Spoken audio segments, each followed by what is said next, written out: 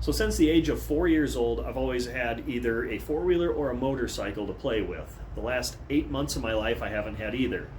I really didn't like that. So I started looking at things I could take the kids on with also. So, yeah, I can take one kid at a time on a motorcycle, but then I thought, I really want to take both of them. It's like, well, sidecar, obviously. I built one in the past for my CRF 250L, but my kids are getting bigger. I don't have that bike anymore or that sidecar anymore, so that's out of the picture. And I thought, you know what, I know a guy who's really good with sidecars.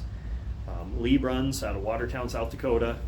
He's got, I think he's only got the one now, but he's built several of them. He aligns them, he assembles them for people.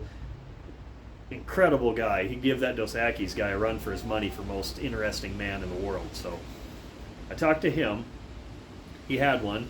It's a bit of a project, but I can get it back on the road. So I need to get some more of the stories down before I share them with you, but in the meantime, I'll push this thing outside and let you see the, I was going to say famous,